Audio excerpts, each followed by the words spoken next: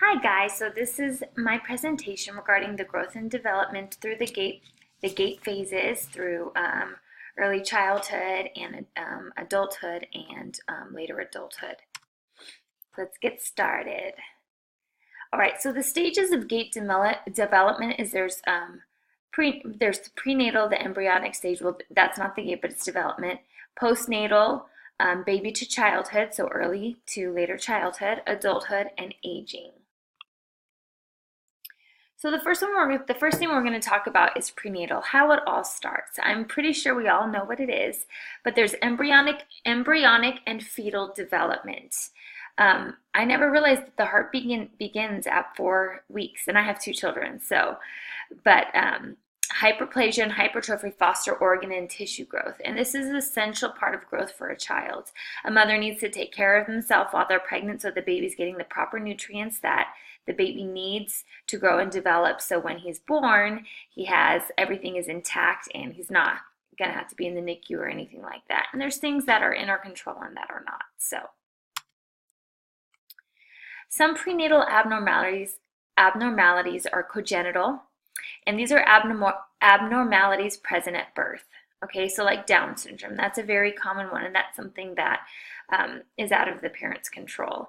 There's a dominant, which was that it came from one parent's gene, and then there's the recessive, where it came from both parents.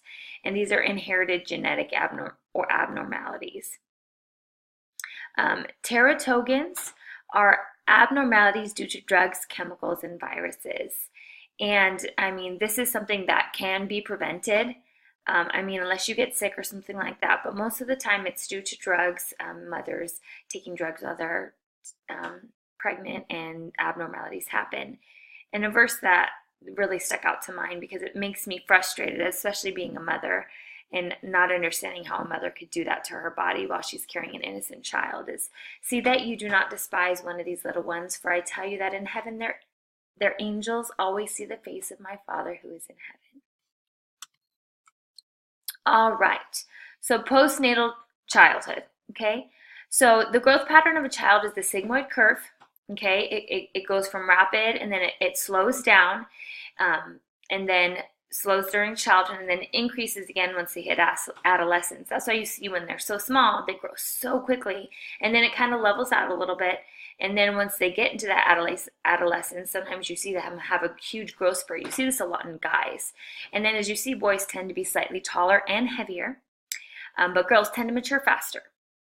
So peak velocity, which refers to change from slow, rapid, or rapid, slow, okay? And that goes again with the sigmoid curve growth pattern.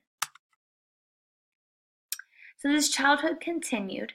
There's motor milestones that researchers Bailey Shirley and some other researchers that they said that the maturation of the central nervous system, development of muscular strength and endurance, development of posture and balance, and improvement of sensory processing. So these are motor milestones of early child development, which you can see that children, as they're so small, they learn so much. The world is so big. I mean, I have my 5-month-old, and I can see from when he was a newborn all of his different movements that he makes and how he's feeling things now, and all those motor developments that are happening as he's getting older, and how he's strengthening, and how they go from crawling so quickly then to walking.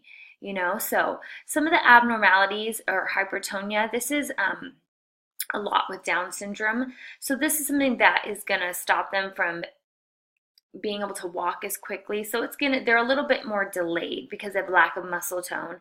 And these are just delaying milestones. As you can see, this little girl in this picture, it's so cute, but they have ways to help them and to increase their success in being able to do it, even though they do have those things that are setting them back.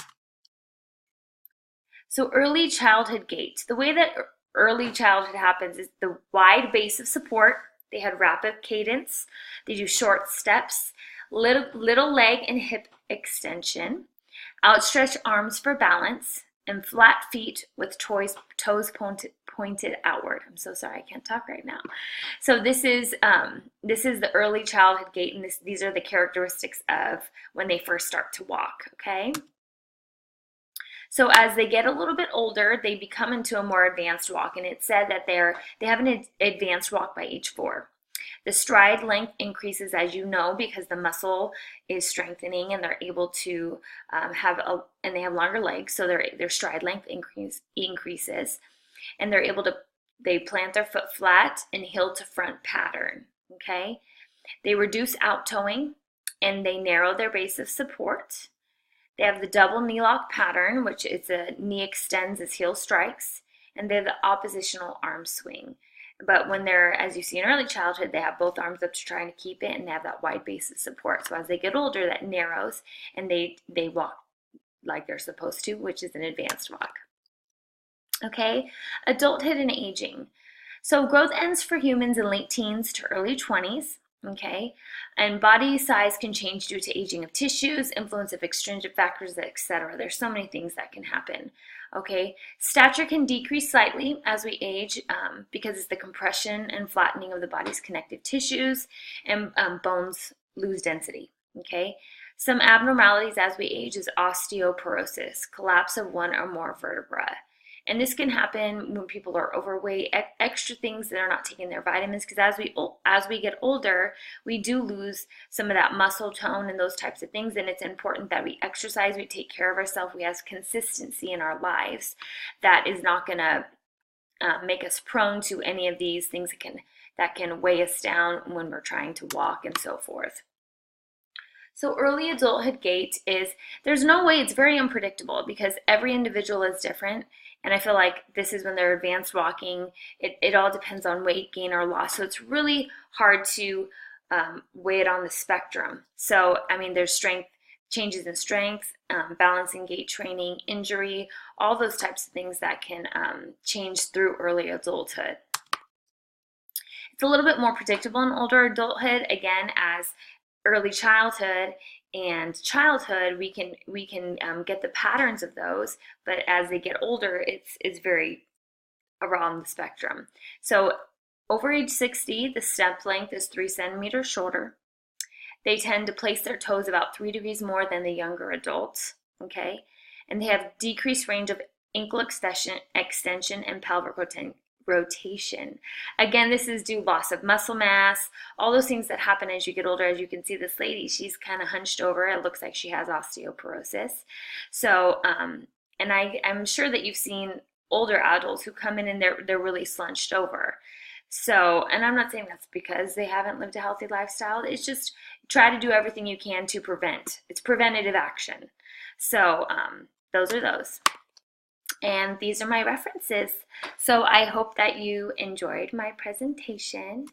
And here we go. Thank you.